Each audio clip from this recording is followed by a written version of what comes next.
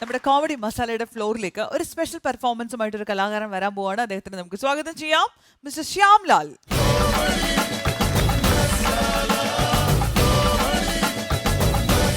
Hi Shyam.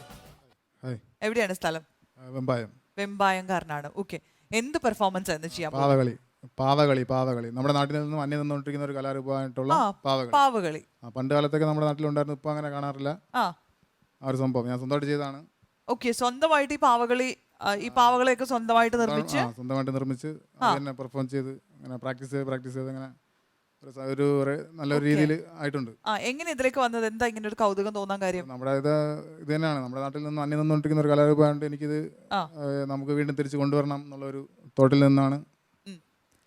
എങ്ങനെയുണ്ട് ഇപ്പം ആളുകളുടെ ഇടയിൽ ഒരു അക്സെപ്റ്റൻസ്? നല്ല റെസ്പോൺസ് ആണ്.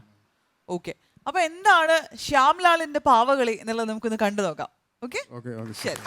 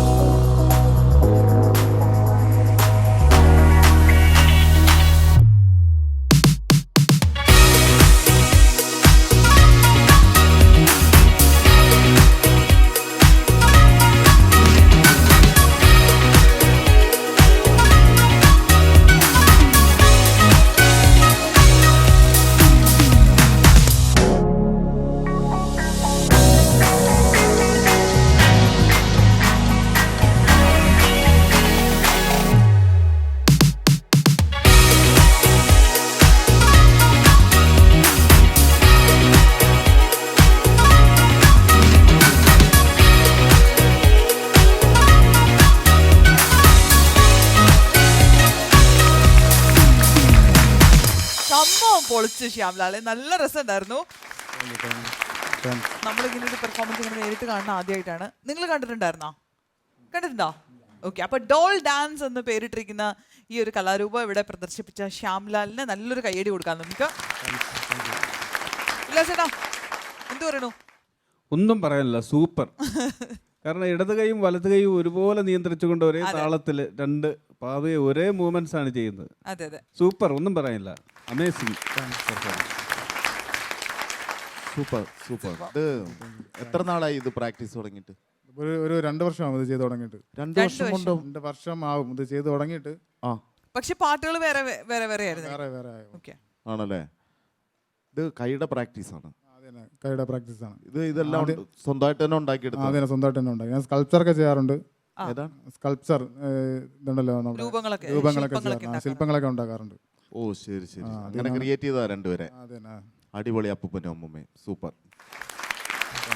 Okay, so Shyamlal, thank you so much. അപ്പൊ ഈ അമ്മൂമ്മയും കൂടെ കൊണ്ടുപോകണം പോകുമ്പോ. അപ്പൊ ഒരുപാട് സന്തോഷം കണ്ടതിൽ. Thank you so much.